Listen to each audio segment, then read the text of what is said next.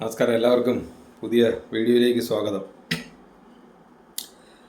നമുക്കറിയാം, കേരളത്തെ സംബന്ധിച്ചിടത്തോളം ഇപ്പോൾ കേരളത്തിൽ ഏറ്റവും പ്രധാനമായിട്ട് നടക്കുന്ന ഒരു വിഷയം നിലമ്പൂരിൽ പ്രഖ്യാപിച്ചിട്ടുള്ള നിയമസഭാ ഉപതെരഞ്ഞെടുപ്പിനെ സംബന്ധിച്ചാണ് ചർച്ചകൾ. നിലമ്പൂരിലെ നിയമസഭാ ഉപതെരഞ്ഞെടുപ്പ് അത് കേരളത്തിലെ ചർച്ച ചെയ്യപ്പെടുന്ന വിഷയമായി മാറുന്നതിന് പിന്നിൽ ഉള്ള പ്രധാനപ്പെട്ട കാരണത്തെക്കുറിച്ചും നമുക്കറിയാം. അവിടെ നേരത്തെ ഉണ്ടായിരുന്ന ഇടതുപക്ഷ ജനാധിപത്യ മുന്നണിയുടെ സ്വതന്ത്ര സ്ഥാനാർത്ഥിയായി വിജയിച്ചിരുന്ന MLA ശ്രീ PV അൻവർ രാജിവെച്ചതുമായി ബന്ധപ്പെട്ടുള്ള ഉപതെരഞ്ഞെടുപ്പാണ് ഇപ്പോൾ നിലമ്പൂരിൽ നടക്കുന്നത്. ആ നിലമ്പൂരിൽ നടക്കുന്ന ഉപതെരഞ്ഞെടുപ്പിനെ സംബന്ധിച്ചിടത്തോളം അത് ശരിക്കും നമ്മൾ ചിന്തിച്ചാൽ യാതൊരു വിധത്തിലും ഇപ്പോഴൊരു തെരഞ്ഞെടുപ്പിന് ആവശ്യമില്ലാതിരുന്ന ഒരു സാഹചര്യമായിരുന്നു അവിടെ ഉണ്ടായിരുന്നത്. അത് ഗവൺമെൻറ്റിനും പൊതുജനങ്ങൾക്കും അമിത ഭാരം അടിച്ചേൽപ്പിക്കുന്ന രീതിയിൽ ഒരു തെരഞ്ഞെടുപ്പ് അത് ഇവിടെ ജനങ്ങളുടെ മേൽ അടിച്ചേൽപ്പിക്കുന്ന തരത്തിലായിപ്പോയി എന്നതാണ് യാഥാർത്ഥ്യം. കാരണം ഇടതുപക്ഷ ജനാധിപത്യ മുന്നണിയുടെ ഭാഗമായി മത്സരിച്ച്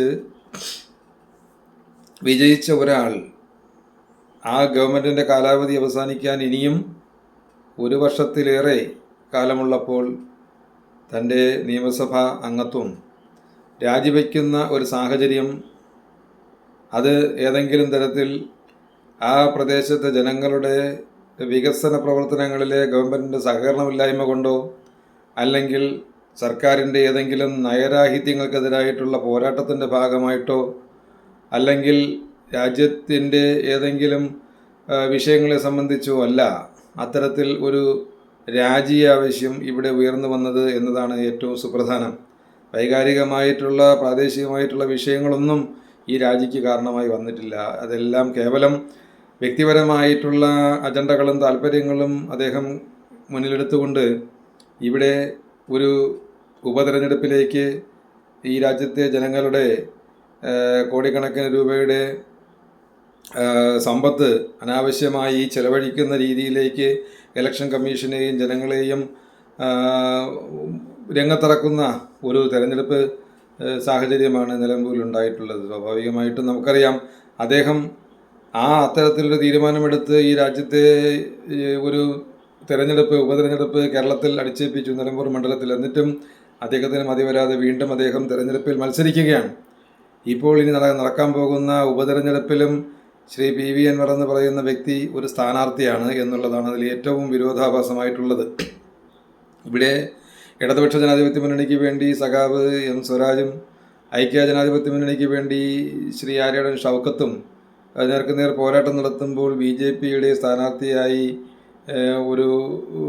BJPക്ക് കഴിഞ്ഞ കാലങ്ങളിൽ സ്ഥാനാർത്ഥികളെ നിർത്തണ്ട എന്നുള്ളൊരു അഭിപ്രായം ഇടക്കാലത്ത് ഉയർന്നു വന്നുവെങ്കിലും ഏറ്റവും അവസാനത്തെ ഒരു തീരുമാനമെന്ന നിലയ്ക്ക് BJP ക്രൈസ്തവ മേഖലകളിൽ നിന്നും കേരള കോൺഗ്രസിൽ നിന്നും പാർട്ടി മാറ്റി കൊണ്ടുവന്ന് BJPയിലേക്ക് മെമ്പർഷിപ്പ് എടുപ്പിച്ച അഡ്വക്കേറ്റ് മോഹൻ ജോർജ് എന്ന് പറയുന്ന ഒരു സ്ഥാനാർത്ഥിയെ അവർ രംഗത്തിറക്കിയിട്ടുണ്ട്. അപ്പോൾ കളത്തിൽ ഇപ്പോൾ പ്രധാനമായിട്ടും 4 സ്ഥാനാർത്ഥികൾ വളരെ ശക്തമായ രീതിയിൽ മണ്ഡലത്തിൽ സ്വാധീനമുള്ള പ്രസ്ഥാനങ്ങളുടെയോ അല്ലെങ്കിൽ വ്യക്തിപരമായി സ്വാധീനമുള്ള വ്യക്തിയായിട്ടോ ഒരു മത്സരരംഗത്ത് അടിയുറച്ചു നിൽക്കുന്ന ഒരു സമീപനമാണ് ഇപ്പോൾ നിലമ്പൂർ ഉപതെരഞ്ഞെടുപ്പിൽ നമുക്ക് കാണാൻ കഴിയുന്നത്.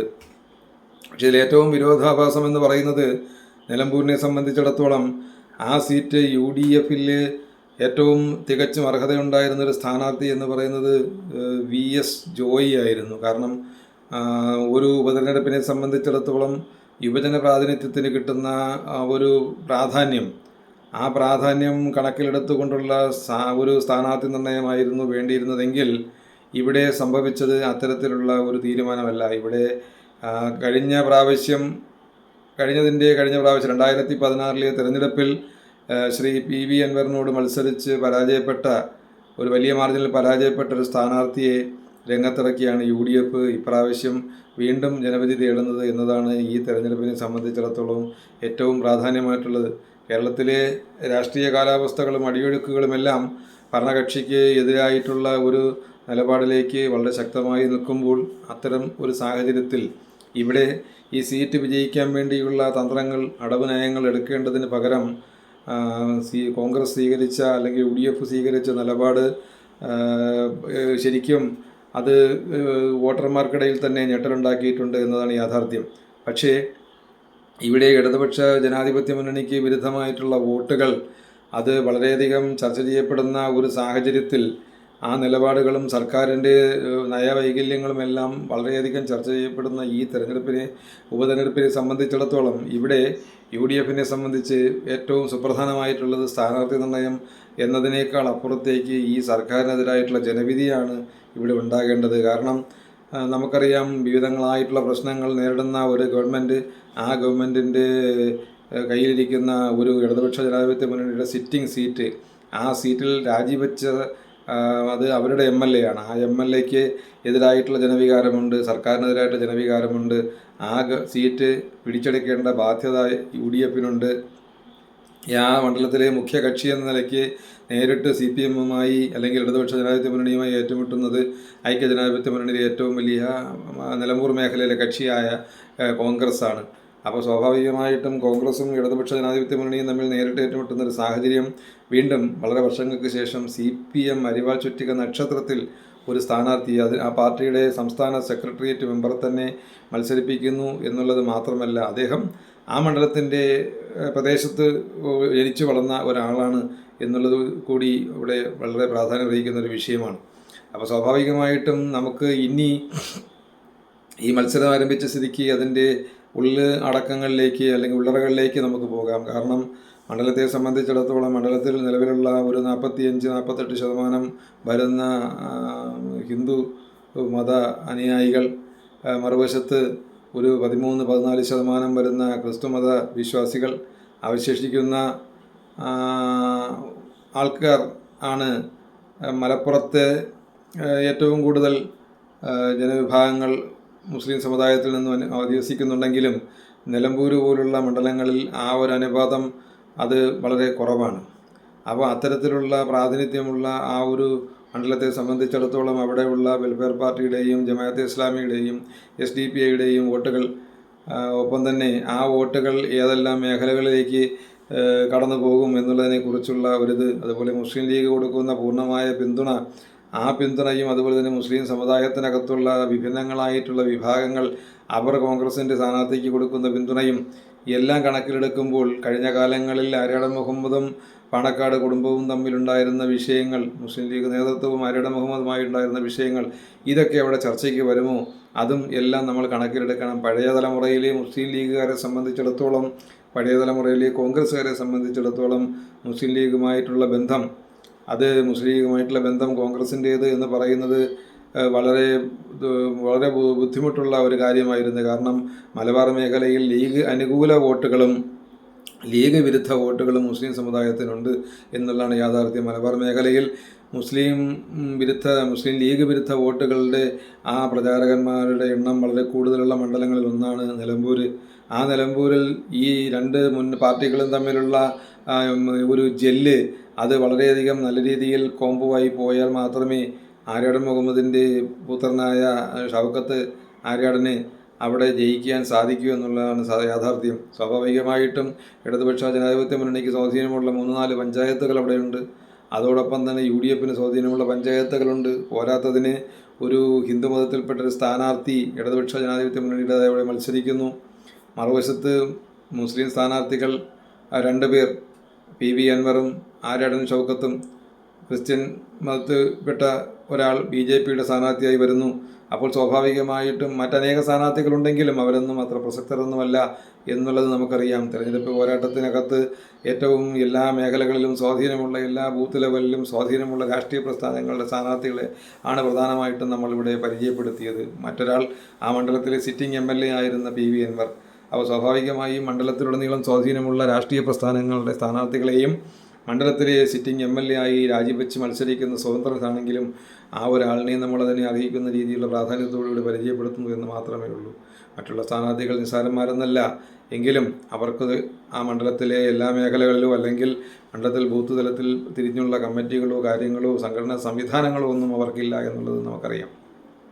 അപ്പോൾ സ്വാഭാവികമായിട്ടും നമ്മളെ സംബന്ധിച്ച് നോക്കുമ്പോൾ മലബാറിലെ ഏറ്റവും സുപ്രധാനമായിട്ടുള്ള വയനാടുമായും മലപ്പുറവുമായും അതുപോലെ തന്നെ വയനാടുമായിട്ടും ഒപ്പം നീലഗിരിയുമായിട്ടും അതിർത്തി പങ്കിടുന്ന മലപ്പുറം ജില്ലയെ സംബന്ധിച്ചിടത്തോളം ഈ നിലമ്പൂർ എന്ന് പറയുന്ന പ്രദേശം അത് വളരെയധികം സങ്കീർണമായിട്ടുള്ള മേഖലകൾ ഉൾപ്പെട്ട വളരെ റിമോട്ടായിട്ടുള്ള ഏരിയകൾ ഉൾപ്പെട്ടിട്ടുള്ള ഒരു വനപ്രദേശം അടക്കമുള്ള പ്രദേശങ്ങൾ ജനങ്ങൾ താമസിക്കുന്ന, അതായത് വനങ്ങളുമായി ചേർന്ന് കിടക്കുന്ന ജനങ്ങൾക്കുണ്ടാകുന്ന ബുദ്ധിമുട്ടുകളടക്കം ബാധിക്കുന്ന ഒരു പ്രദേശമാണ് എന്നതാണ് യാഥാർത്ഥ്യം. പക്ഷേ അപ്പോഴെല്ലാം നമ്മൾ മനസ്സിലാക്കാനുള്ളത്, കഴിഞ്ഞ കാലങ്ങളിൽ നിലമ്പൂരിൻ്റെ വികസനം എന്ന് പറയുന്നത് അത് ഇപ്പോഴും വളരെ പ്രതീക്ഷയ്ക്കും ഒപ്പം എത്താത്ത രീതിയിൽ നിൽക്കുന്ന ഒരു സാഹചര്യമാണ് നിലമ്പൂരിനെ സംബന്ധിച്ചുള്ളത്. അപ്പോൾ നിലമ്പൂരിൻ്റെ വികസന സ്വപ്നങ്ങൾക്ക് ചിറക് വരുത്തണമെന്നുണ്ടെങ്കിലും, അങ്ങനെ ചിറക് വിരിച്ച് പറക്കാൻ ആഗ്രഹിക്കുന്ന നിലമ്പൂരിനെ ഒപ്പം നിർത്തണമെന്നുണ്ടെങ്കിലും അതിന് പറ്റിയ സ്ഥാനാർത്ഥികൾ ആരാണെന്നുള്ളത് ജനം ഇത്തവണ തിരയും എന്നതാണ് യാഥാർത്ഥ്യം. മറ്റ് വൈകാരിക വിഷയങ്ങൾക്കപ്പുറത്തേക്ക് നാടിൻ്റെ വികസന പ്രശ്നങ്ങളും ഒപ്പം തന്നെ കേരളത്തിലെ മൊത്തമുള്ള സാംസ്കാരികമായിട്ടും ഒപ്പം തന്നെ സാമൂഹികമായിട്ടും ഒപ്പം എല്ലാ ജീവിത നിലവാരത്തിൻ്റെ ഭാഗമായിട്ടുമുള്ള വിഷയങ്ങൾ ചർച്ച ചെയ്യപ്പെടുന്ന ഒരു പൊതുസമൂഹത്തിൻ്റെ എല്ലാ വിഷയങ്ങളെയും ചർച്ച ചെയ്യപ്പെടുന്ന, എല്ലാ മേഖലകളെയും സമസ്ത മേഖലകളെക്കുറിച്ചും ചർച്ച ചെയ്യപ്പെടുന്ന ഒരു തെരഞ്ഞെടുപ്പ് പോരാട്ടമാണ് നിലമ്പൂർ നടക്കാൻ പോകുന്നതെന്നാണ് യാഥാർത്ഥ്യം. നമ്മളെ സംബന്ധിച്ചറിയാം, കോൺഗ്രസിനെ സംബന്ധിച്ച് പ്രതിപക്ഷത്ത് അവർ മത്സരിച്ച അവരുടെ കൈവശം വരുന്ന എല്ലാ സിറ്റിംഗ് സീറ്റുകളും അവർ ജയിച്ചിട്ടുണ്ട്. അത് ഒരുപക്ഷെ പുതുപ്പള്ളി ആയാലും, ഒരുപക്ഷെ തൃക്കാക്കരയായാലും, ഒരുപക്ഷെ പാലക്കാടായാലും, ഏത് മണ്ഡലമെടുത്താലും UDFൻ്റെ കയ്യിലിരുന്ന സിറ്റിംഗ് മണ്ഡലങ്ങളെല്ലാം വിജയിച്ച് വെന്നിക്കൊടി പാറിച്ച ഒരു മുന്നണിയാണ് ഐക്യ ജനാധിപത്യ മുന്നണി.